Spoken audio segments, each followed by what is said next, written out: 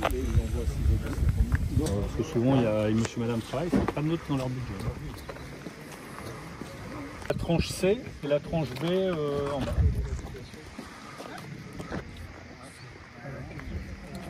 Pourquoi Horizon Brocéliande Horizon Brocéliande, le projet Horizon Brocéliande, c'est le nom des projets des maisons. Le nom du projet de maison, parce que vous allez voir, on a un horizon sur la forêt de Brocéliande. C'est la fin de la forêt de Brocéliande. Donc pourquoi dans le développement de Fenetrea, en fait, il est essentiel pour nous de lancer ou de construire une nouvelle usine de fabrication de fenêtres en aluminium. C'est notre sujet, instantanément un peu plus crispant, mais voilà, c'est notre sujet instantanément. C'est une usine qui fait à peu près 20 000 m², qu'on va construire, à peu près un budget de 30 millions d'euros. Quand on dit ça, on n'est pas à 1 ou 2 millions près presque, et à peu près 100 nouveaux emplois. Séverine pourra nous confirmer, attirer des talents à Baignon, c'est pas si simple. C'est pas si simple. À la fois parce qu'on a la forêt de Brocéliande qui est au nord, mais qui fait une vraie limite géographique. On a très très peu de salariés qui viennent du nord. C'est-à-dire on recrute que, dans les 4 points cardinaux, on peut recruter que sur 3. On ne peut pas recruter au nord parce que c'est une barrière psychologique, physique. Donc les gens viennent rarement du nord, ils viennent toujours de l'est, de l'ouest ou du sud par rapport à notre implantation à nous. Donc sur l'usine, quand même, donc il faudra qu'on recrute 100 personnes sur l'usine, juste quelques trucs, quelques lignes. Donc on fabriquera des fenêtres en aluminium, une nouvelle génération de fenêtres. On s'inscrit dans ce projet-là dans la transition énergétique et écologique de la France. La France s'est engagée avec l'Europe à une neutralité carbone 2050. 32% des émissions viennent du bâtiment, donc le bâtiment, il faut qu'il soit plus isolant qu'aujourd'hui. Et nous, on est contributeurs dans le bâtiment avec nos fenêtres, parce que les fenêtres, c'est le seul élément qui apporte la lumière. Donc on pourrait faire des bâtiments sans fenêtres, mais là je ne vous explique pas la santé des Français. Il faut donc faire des fenêtres et il faut changer les fenêtres des bâtiments actuels parce qu'il faut qu'ils consomment moins. C'est tout. Voilà. Et pour qu'ils consomment moins, eh bien, il faut des fenêtres de nouvelle génération. Voilà. C'est vraiment ça, nous, qu'on travaille fortement. C'est des fenêtres de nouvelle génération qui sont à la fois beaucoup plus performantes que les fenêtres actuelles et à la fois plus économiques parce que tout ça a un sens, il faut trouver un budget des gens. Donc on cherche, nous, à développer des fenêtres qui soient beaucoup plus performantes en termes d'isolation, mais du froid, du bruit, etc. et plus économiques. Voilà. Et cette usine-là en fait partie. Donc elle est quand même, les autres usines, on les a plutôt construites sur des champs et on a ramené du paysage après. Cette fois-ci, c'est nos élus ont fléché, quel que soit le bord, nos élus, toutes les équipes municipales depuis 20 ans, ont fléché ce terrain-là comme étant le terrain de l'extension de Fenetrea. Voilà, donc on a travaillé, nous, tout ce qui est protection, rideau végétal par rapport à ça, mais c'est un bois, et donc il faut défricher, et donc du coup, on a pas mal de règles dans ce défrichement. M. Bigorre, tout à l'heure, on en parlait tout à l'heure, mais on a fait une enquête, on a confronté, d'abord, tout projet a un impact, tout projet a un impact, là on a un peu plus, parce que du coup, c'est un bois, et en fait, derrière, il faut bien mesurer l'impact de tout projet, et pour bien mesurer, ça prend du temps, parce que les études environnementales avant la construction, en fait, ont demandé presque 3 ans d'études. C'est pour ça que, en fait, ce projet-là est toujours un peu... on aurait dû, dans notre tête à nous, on l'avait déjà sorti. Bon, voilà, maintenant on est confronté aux études environnementales. Par contre, on rappelle quand même que cette usine-là n'est pas carbone, elle ne consommera rien du tout, puisqu'elle sera autonome en eau et en électricité. Voilà. Donc, on rappelle quand même qu'à Baignon, on est confronté au nord à la forêt de Brocéliande et que c'est pas si simple que ça de recruter, si on revient à notre discussion à nous. On a des tensions sur le logement, alors que en Bretagne, on parle beaucoup des tensions sur le littoral, notamment avec les saisonniers, c'est-à-dire Airbnb ayant privé de plus en plus les logements des saisonniers, qui étaient acquis aux saisonniers. Donc tous les gens qui ont besoin de saisonniers sur le littoral, le logement est un sujet.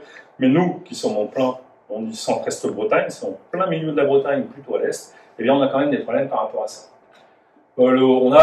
Si on regarde où sont les pourquoi, d'abord Rennes, la métropole de Rennes s'agrandit. Et comme Rennes s'agrandit, eh bien, les Rennais qui veulent habiter des maisons arrivent maintenant jusqu'à Baignon, parce que de plus en plus la métropole en fait que on a des gens des populations qui travaillent, ce qu'on appelle des pendulaires, qui travaillent sur Rennes et qui habitent Baignon. Donc c'est une première génération, et du coup ces gens-là qui habitaient avant à Rennes, du coup arrivent à Baignon, donc créent la tension dans l'offre de logement. On a aussi des entreprises qui sont dynamiques. Nous on recrute 30 à 40 salariés tous les ans, il faut les loger. Il faut les loger. Donc, mais il n'y a pas que nous qui sommes dynamiques, on dit les entreprises, tous mes collègues, tout ça, on est assez dynamique sur le secteur.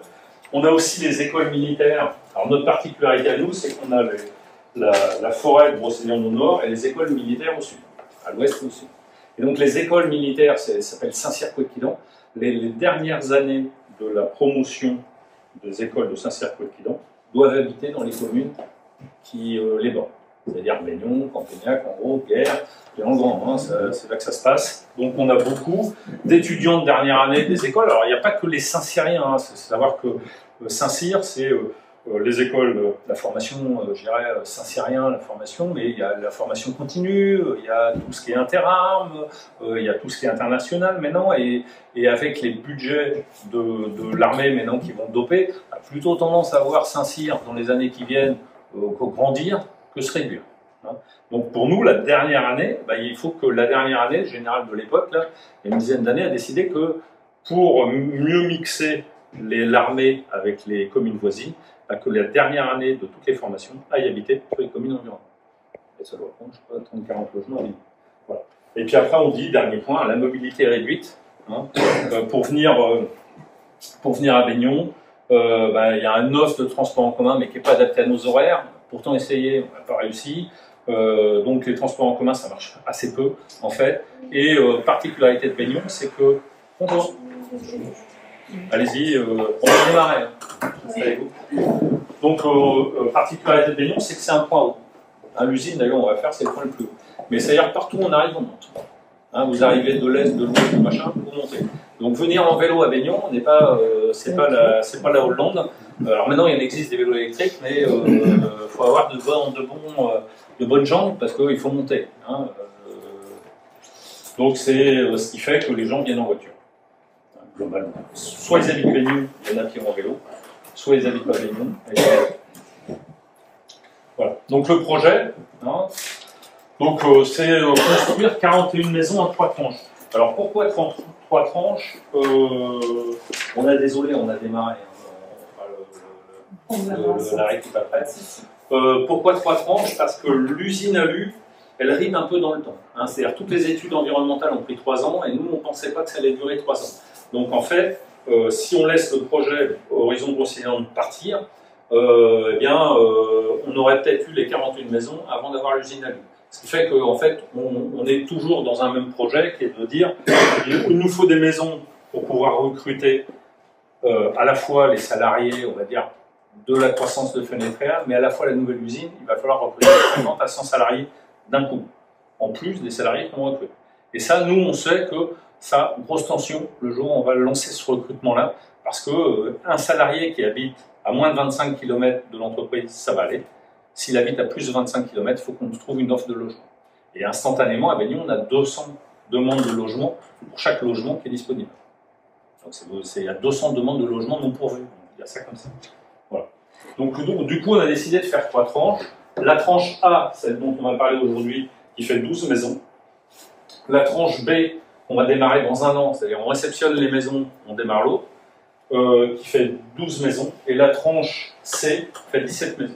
On l'a prévu en décalé d'1 an. La tranche C, on la calera directement avec notre besoin à usine. Là, on le dit, voilà, on l'a prévu 1 an. Mais celle-là, on va juste bien la caler avec notre besoin à usine. C'est-à-dire quand nous, on va recruter au démarrage de l'usine, il faudra qu'on ait les maisons des tranches C. Donc on risque peut-être d'accélérer, on verra, ce planning-là. Donc la commune de Baignon, ici présente, nous a cédé un terrain de 10 900 m². Alors, pas mal de débats avec la commune de Baignon, forcément, pour arriver à ce projet-là, parce que c'est un projet un peu nouveau, à la fois pour la commune et à la fois pour nous. Dans le fond, c'était de trouver... Nous, on cherche à faire en sorte que l'offre de logement dans toutes les communes qui sont, où habitent nos salariés se développe. Hein. Donc, chaque fois que moi je rencontre des élus, que ce soit Baignon ou ailleurs, mais un peu plus Baignon, parce que on est là, on dit développer l'offre de logement, parce que l'offre de logement, on en a besoin. Hein, on sait qu'on est en tension de logement. Donc chaque fois qu'il y a des nouveaux logements à Guerre, à Plouermel, à Plélangan, etc., nous ça nous va bien parce qu'en fait, on peut dynamiser cette offre-là. Voilà. Mais on bute toujours sur aussi la mobilité des gens, parce que soit ils habitent à Baignon et peuvent venir à pied, soit ils ne viennent pas à Baignon, et il faut rajouter la mobilité. Hein. Le logement et la mobilité, c'est toujours un même coup. Il faut rajouter la mobilité parce que une voiture, ça coûte cher. Donc il faut qu'à chaque fois qu'il y a une voiture, nous, on crée une place de parking. C'est aussi ça, hein. Donc on consomme du foncier, en fond, hein, mais on n'a pas le choix. Chaque fois qu'on a un nouveau salarié, il faut qu'on se pense où il se gare. Mais du coup, on a développé l'offre de covoiturage depuis longtemps. On avait notre propre plateforme, les gens parlent entre eux, maintenant on est avec des livres là-dessus. Mais les gens ici ont cette culture de covoiturage qui nous va bien. Hein, parce que plus ils covoiturent, moins on a besoin de parking. Vous voyez, hein. Et en plus, sachez qu'on est équipe du matin, équipe de l'après-midi, les gens chevauchent 10 minutes, donc les places de parking, en fait, pendant ces 10 minutes-là, j'ai besoin de 2 fois plus presque de places de parking que j'en ai besoin en réalité. Et là, on n'a pas le choix. Voilà. Donc avec Baignon, on s'est mis d'accord sur... Baignon avait réservé, je parle de place, hein, vous allez prendre la parole, hein. Baignon avait réservé un terrain, ce qu'on appelle les Rosets 5, historiquement, hein, prévu dans le PLU de Baignon et dans le SCOT territorial pour l'extension de l'offre de logement à Baignon. Donc avait mis en vente tout ce lotissement-là. Nous, on cherchait en même temps à dire il faut qu'on développe l'offre de logement. Hein, pas au début, il a fallu un peu se caler par rapport à ce projet-là. Et donc on a décidé, cette fois, il y a 1 an et demi, 2 ans. Ouais, 2 ans. Ça prend du temps quand même. On a décidé de dire, voilà, on va prendre le terrain en totalité pour développer l'offre de logement pour Baignon, c'est-à-dire pour créer des logements pour les salariés. Je précise juste que nous, on avait un impératif de densité, puisque c'était la dernière tranche des rosets, et les 4 premières tranches, on avait des parcelles relativement grandes, avec des maisons dessus, et sur cette 5e partie, il fallait absolument que l'on densifie au maximum. Donc on était parti au départ, avant que Fenetrea ne vienne à nous, sur peut-être éventuellement des petits immeubles pour respecter la densité. Donc c'est vrai que le projet Fenetrea avec des petites parcelles, ça nous a tout de suite intéressés. Ouais.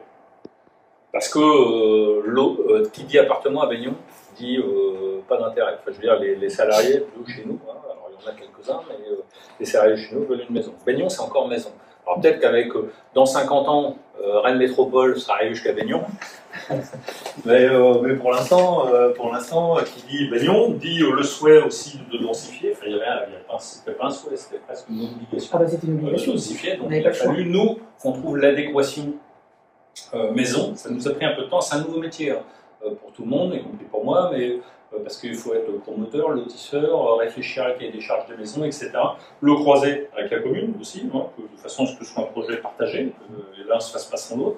Et en plus, on a vite découvert, nous, qu'il y a des contraintes de viabilisation par rapport à la première offre de la commune, parce que en fait, la viabilisation des terrains devait se faire en cohérence avec tout ce qu'il y avait autour, et c'était plutôt la commune qui avait cette cohérence-là. Donc en fait, on a décidé en commun accord avec la commune d'acheter les terrains post-viabilisation, donc ça prend du temps parce que du coup il faut tous les concessionnaires, il fallait dévoyer une ligne électrique, réfléchir à tout, donc ça a pris un peu de temps, hein, ça a pris en fait on dit entre l'idée et maintenant ça fait 2 ans.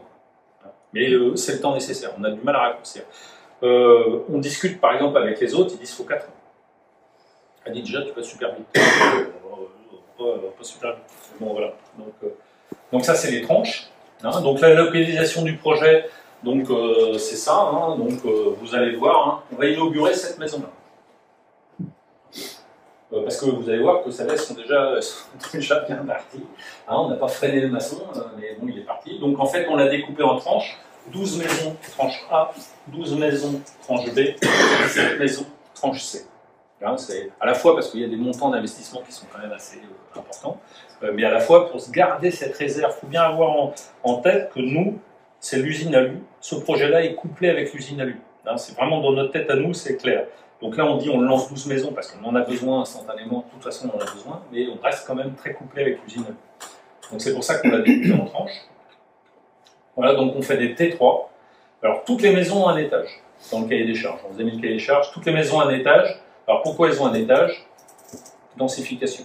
Hein. Donc sur 10 900 m², on a logé 41 maisons. Hein. Et donc dans notre cahier des charges à nous, c'était que des maisons, toutes avec un garage, 2 places de parking, et une clôture et du gazon. Et une terrasse de 20 m². Donc toutes, elles sont toutes, et en essayant de ne pas les coller, c'est-à-dire de ne pas faire des maisons en bande. Le plus simple, c'est de faire des maisons en bande. Hein. C'est-à-dire, je mets une maison à côté de l'autre. C'est le plus simple, presque le plus économique, parce qu'en fait, ça évite les rangées de parpaings quand les maisons sont collées. Et en fait, quand on interrogeait les salariés, ils ne voulaient pas de maisons collées. Hein. Ils veulent des maisons détachées. Hein, chaque maison. Donc c'est pour ça. Et comme on avait une contrainte, parce que la parcelle moyenne doit faire 260 m² chez nous, du coup, les chambres, on les a toutes passées à l'étage. Hein. Donc T3, petit logement, et aussi particularité, chaque maison est différente du leur. Parce que les remontées des salariés fait que oui, mais moi je vais habiter à côté de mon collègue où déjà je le vois toute la semaine, il va avoir la même maison que moi. Donc on a dit chaque maison est différente, à la fois alors, dans son orientation, hein, ce que l'on disait tout à l'heure, on a passé beaucoup de temps avec l'architecte, qui s'appelle Cube, qui nous accompagne dans tous nos projets à nous. On a nous passé, moi avec l'architecte, on s'est assis dans chaque salon et on a tourné la maison pour voir en fait par rapport à la belle fenêtre Réa qui donnait au coulissant quelle était la vue, et est-ce que j'avais vu sur mon voisin, la terrasse de mon voisin. Donc on a tourné pas mal de fois, c'est pour ça que de temps en temps ça a pris du temps, mais de retourner chaque maison pour regarder quelle est son orientation la plus idéale. D'abord, en tenant compte du soleil, l'ensoleillement, mais aussi des voisins. Donc par rapport à cette densification-là. Et ça prend du temps. Sincèrement, ça, on y a passé du temps. C'est-à-dire, on se met dans chaque maison et on regarde qu'est-ce qu'on veut. Ok, c'est pas terrible parce qu'on peut l'orienter là, mais après on a une contrainte, le garage, les places de parking. On tourne, donc on a tourné quand même pendant 2 jours, hein, systématiquement dans chaque maison, pour voir quelle vue elle avait sur ses voisins. Donc ça, c'est les T3, chambre en haut. Hein, donc vous avez les plans. Hein, vous avez mis les plans. Garage attenant. Hein, toutes les maisons ont un garage. 2 places de parking, garage, c'est la règle de nos maisons. Et en fait, elles seront toutes différentes, à la fois par la couleur de l'enduit et à la fois par les bandes d'enduit qu'on va faire. Elles seront mouvantes de façon à ce que quand on tourne, par exemple, on va le voir, hein, en bas, il y a 3 T3 qui sont alignés. Aucun T3 aura le même look. Alors c'est vraiment de la différenciation par rapport à ces maisons-là. Ensuite, T4A. T4A, c'est toutes les chambres sont à l'étage. Hein, exactement pareil. Donc pareil, hein, 2 places de parking, garage, terrasse. On fait que des terrasses en L. On essaye de profiter des 2 côtés en fait, pour créer une terrasse par rapport aux gens. Hein. Voilà, donc toutes les chambres en haut. Hein, on fait toujours chambre en haut avec toujours un petit coin bureau hein, pour que si les gens télétravaillent ou des choses comme ça, voilà, qu'ils puissent avoir un petit espace. T4B, ça c'est suite parentale en bas. Hein, donc les chambres sont en haut plus une suite parentale en bas. Voilà, donc qui correspond au cœur de l'offre. Hein. T4A, T4B, c'est vraiment le cœur de l'offre de la demande des gens. Voilà. Avec du coup, en bas, là, on voit donc ici, toujours pareil, grande cuisine ouverte, salon. Tous les logements sont équipés d'une cuisine déjà équipée. Hein. Là, les plaques, etc. Voilà, il faudra ramener le lave-vaisselle et le frigo, mais tout est prééquipé directement. Toutes les peintures sont faites, les pouces sont semés, les clôtures sont faites. Voilà. Et puis là, on a la suite parentale avec une chambre et une salle de bain en bas. Et puis, dernier type de maison, c'est le T5. Voilà. Donc, il y a, lui, pareil, hein, 3 chambres en haut et une suite parentale en bas. Voilà. Et qui fait 100 m². L'idée, c'est de les livrer en avril 2026, c'est-à-dire que là, ils sont démarrés les livres en avril 2026, On redémarre à la tranche B en mai 2026 pour les livrer en avril 2027 et on redémarre la tranche C, on verra, mais dans notre planning à nous, pour l'instant, il est prévu en mai 2027 pour les livrer en avril 2028. Il faut un an à peu près. Comment pour les salariés, comment ça marche? D'abord, on n'a pas le droit de donner, on n'a pas le droit de mettre en location et d'avoir un aspect prioritaire aux salariés. On a découvert ça.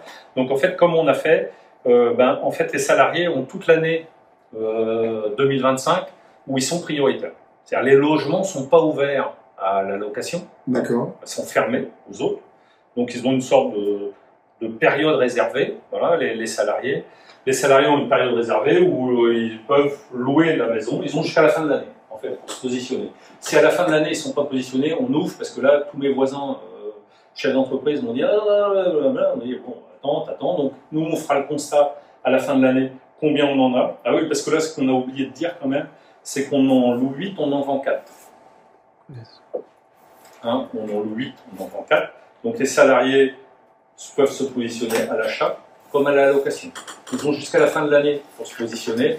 À partir de la fin de l'année, on va faire un partenariat avec l'agence immobilière de Bénin, qui s'appelle CHT, qui après l'ouvrira au marché. On ne va pas laisser les maisons vides. En fait, hein, voilà.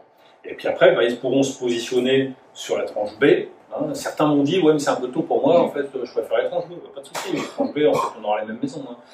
Et après, les tranches C, on la réservera aux salariés de la nouvelle usine. Enfin, c'est vraiment dans notre tête à nous, c'est vraiment ça. Voilà. Donc ils ont une période de souscription réservée, en fait, on va dire, jusqu'à la fin de l'année.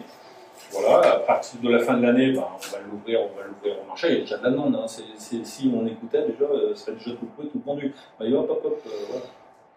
Parce qu'il y a de la demande, il y a tous mes collègues, chefs d'entreprise, ils ont de la demande aussi, ils ont des salariés, enfin, tout le monde, voilà, même Mérite Baignon, enfin, etc. On a de la demande. Hein. On a recruté un directeur industriel il y a un an, là, pas de logement. Hein, c'est vraiment ça, l'idée, c'est de dire, on loue au tarif de Baignon, on vend au tarif de Baignon. D'abord, quand j'ai lancé le projet, tous les Baignonnais m'ont tous appelé là, en me disant, hop, 41 maisons, vous allez casser le marché, ou tu vas casser le marché, etc. Donc moi, la garantie que j'avais donnée aux autres propriétaires de Baignon, c'est de dire, on loue au prix marché. Et on fera, nous, l'effort d'avoir un tarif privilégié pour les salariés. Mais c'est vraiment ce sujet. On va louer au prix marché de façon à ce qu'on ne casse pas le marché en amenant 41 maisons d'un coup.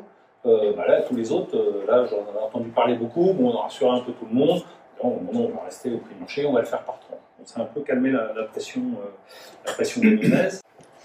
Sincèrement, il faut être motivé. Hein, c'est pas un projet, c'est un petit projet. Hein,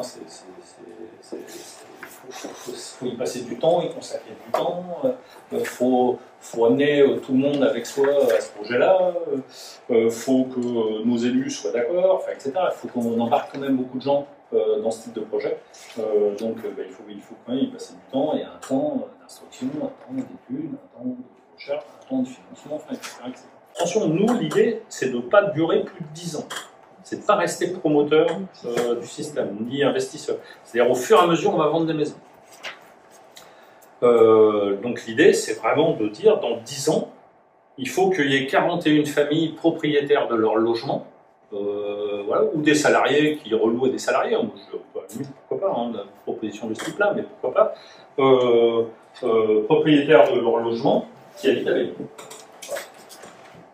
C'est vraiment à destination de salariés, si vous voulez. C'est vraiment, on va chercher les familles. Nous, salariés, nous sommes les familles. Hein.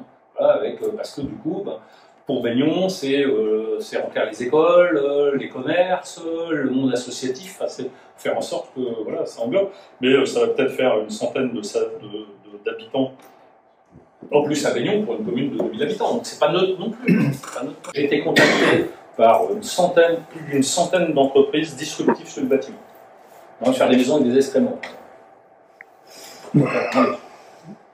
Pourquoi pas, hein, je leur ai dit à toutes, nous, on veut faire exactement l'inverse. On veut créer des maisons bien de chez nous, si vous voulez. C'est-à-dire c'est du parpaing, la laine de roche croisée, du placo intérieur, de la charpente en bois et des ardoises. En double pont. Hein. Voilà. Pas de toit plat, pas en dehors des garages, hein, parce que Mais on veut, parce que pourquoi les salariés veulent une maison traditionnelle, pas plus. Hein, c'est comme ça. Donc tout ce qui est disruptif, les maisons préimprimées, les trucs, machin, etc., pourquoi pas? Mais rendez-vous, parce que ce sont des salariés. Donc, déjà, ils sont salariés, on les rencontre déjà plusieurs fois. Et donc là, on va avoir une deuxième interaction avec eux, une fois moins au moins, c'est qu'ils vont être propriétaires ou locataires d'une maison. Si le lundi matin, il y a une fissure, il y a un machin, il y a un truc, il y a la douche qui ne marche pas, on risque d'en entendre parler. Donc j'ai surtout fait le truc pour pas avoir d'embêtement, de quoi que ce soit, le limiter. Mais non, on est super tradit. Maison sur vide sanitaire, hein, isolée en bas, vous allez voir, voilà, toutes les maisons sont sur vide sanitaire, isolées en bas, on est très tradit. Le garage, l'isolation, voilà. Par contre, le seul truc où ils ne sont pas tradis, c'est qu'on lance une nouvelle gamme ultra performante chez Fenetria en septembre, donc ils vont être les premiers utilisateurs de la nouvelle fenêtre, qui s'appelle Novea.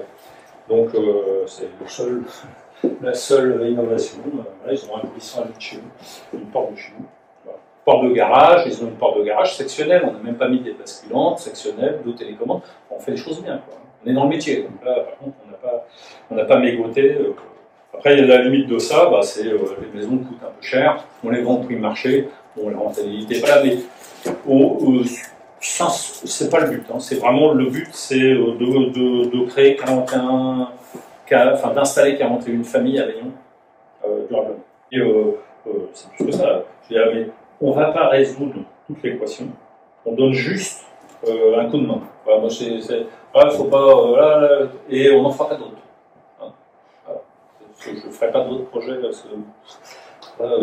Donc on donne juste un coup de main. Hein, on dit on va essayer de soulager un petit peu, voilà, mais on ne peut pas résoudre toutes les équations.